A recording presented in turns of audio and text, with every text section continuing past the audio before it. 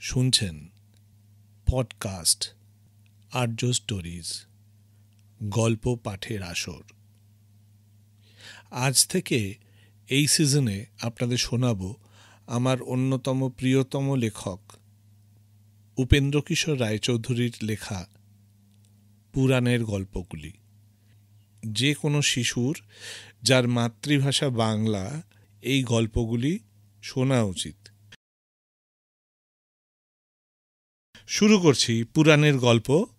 পুরাণের গল্পের প্রথম যে গল্পটি রয়েছে সেটি হচ্ছে পৃথিবীর পিতা। সকলের আগে যাহাকে লোকে রাজা বলিয়াছিল তাহার নাম ছিল পৃথু। তিনি সূর্যবংশের লোক ছিলেন। তাহার পিতার নাম ছিল বেনু। রাজা কিনা যে রঞ্জন করে খুশি রাখে। পৃথু নানা রকমে প্রজাদিগকে খুশি করিয়াছিলেন, তাই সকলে মিলিয়া তাহাকে রাজা নাম দিয়াছিল।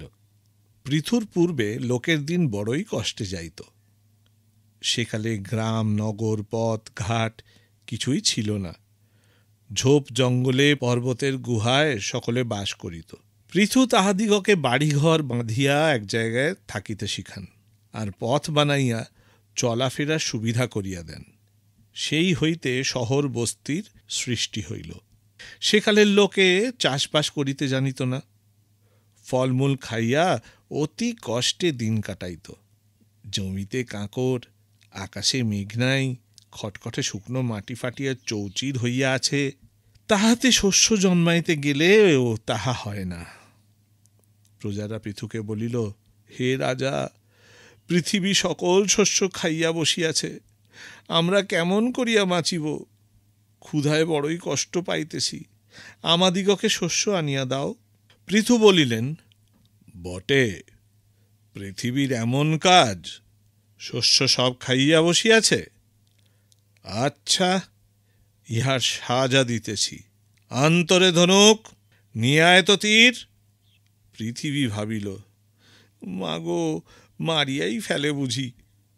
সে প্রাণের ভয়ে গাই সাজিয়া লেজ উঁচু করিয়া ছুটিয়া পলাইতে লাগিল। কিন্তু পৃথুর বড়ই রাগ হইয়াছিল।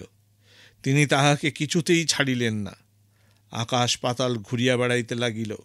ব্রহ্মলোক অবধি ছুটিয়া গেল, কিন্তু সে তাহাকে এড়াইতে পারিল না।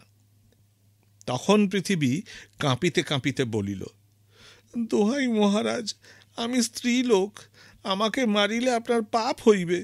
পৃথু বলিলেন, তুমি ভারী দুষ্ট, তোমাকে মারিলে অনেক উপকার হইবে, কাজেই ইহাতে পাপ নাই, বরং পুণ্য আছে। পৃথিবী বলিল, প্রজাদের যে উপকার হইবে বলিতেছেন, আমি মরিলে তাহারা থাকিবে কোথায়? পৃথু বলিলেন, কেন? আমি তপস্যা করিয়া তাহাদের থাকিবার জায়গা করিব। পৃথিবী বলিল, আমাকে মারিলে শস্য পাওয়া যাইবে না, শস্য পাইবার উপায় আমি বলিতেছি। সে আর এখন শস্য নাই, আমার পেটে হজম হইয়া দুধ হইয়া গিয়াছে। আমাকে দোহাইলে সেই দুধ পাইতে পারেন, কিন্তু একটি বাছুর চাই, নইলে দুধ বাহির হইবে না। আর জমির উঁচু নিচু দূর করিয়া দিন, যেন দুধ দাঁড়াইতে পারে, গড়াইয়া না চলিয়া যায়। রাজা তখনই ধনুকে রাগা দিয়া জমির উপরকার ঢিবি সরাইয়া দিলেন। তাহাতে জমি সমান হইল, আর ঢিবি সকল এক এক জায়গায় জড়ো হইয়া পর্বতের সৃষ্টি হইল। সমান জমির উপরে লোকে ঘরবাড়ি বাঁধিল। সেই হইতেই গ্রাম নগরের সৃষ্টি। তাহার আগে এসব ছিল না। জমি সমান হইল। এখন একটি বাছুর হইলেই গাই দোহাইয়া সেই জমির ওপরে দুধ ছড়ানো যাইতে পারে। সেই বাছুর হইলেন স্বয়ম্ভুব মনু। এমন বাছুর তো আর সহজে পাওয়া যায় না। তাহাকে দেখিয়াই গাইয়ের বাঁট দিয়া দুধ ঝরিতে লাগিল। তখন পৃথু নিজে হাতে গাই দোহাইতে লাগিলেন। সে আশ্চর্য গাই না জানি কতই দুধ দিয়াছিল। সংসারে যত শস্য সকলই তাহাকে দোহাইয়া পাওয়া গেল। সেই শস্য খাইয়া এখনও আমরা বাঁচিয়া আছি। শুধু তাহাই নহে, পৃথুর পরে দেব, দানব, যক্ষ, রাক্ষস প্রভৃতি সকলে আসিয়া সেই গাই দোহাইতে লাগিল। সকলেই নিজের নিজের বাসন আনিল, নিজের এক একটি বাছুর ঠিক করিয়া আনিল, দোহাইবার লোক অবধি আনিতে ভুলিল না। কেহ সোনার বাসনে, কেহ রূপার বাসনে, কেহ লোহার হাঁড়িতে, কেহ পাথরের বাটিতে, কেহ লাউয়ের খোলায়, কেহ পদ্ম পাতায়, এমনি করিয়া তাহারা কত রকমের জিনিসে যে দোহাইয়া নিল তাহা বলিয়া শেষ করা যায় না। তথাপি দুধে কম পড়ে নাই, পৃথিবীও বাঁচিয়া গেল। এত জিনিস যাহার কাছে পাওয়া যায় তাকে কি বুদ্ধিমান লোকে মারে?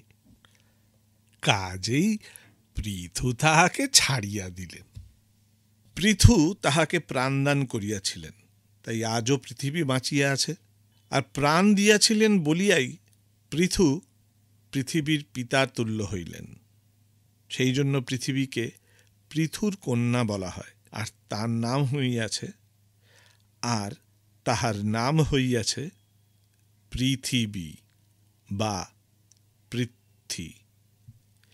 যাহা হোক, পৃথিবীর নামের অন্যরূপ অর্থও দেখা যায়। পৃথ্বী বলিতে খুব বড়ও বুঝায়। পৃথিবী যে খুব বড় তাহাও তো আমরা দেখিতেই পাইতেছি। সুতরাং পৃথিবী নাম যথার্থই হইয়াছে। শুনলেন উপেন্দ্রকিশোর রায়চৌধুরীর লেখা পুরাণের গল্পের প্রথম গল্প পৃথিবীর পিতা। আমরা এর পরের ভাগে চলে যাব পুরাণের গল্পের দ্বিতীয় গল্পে, যার নাম প্রথম কবি ও প্রথম কাব্য। শুনতে থাকুন, আর ছোটদের অবশ্যই শোনাতে থাকবেন এই গল্পগুলি। উপেন্দ্রকিশোরের পুরাণের গল্প। আপনারা আছেন পডকাস্ট আর্য স্টোরিজে, শুনছেন গল্প পাঠের আসর।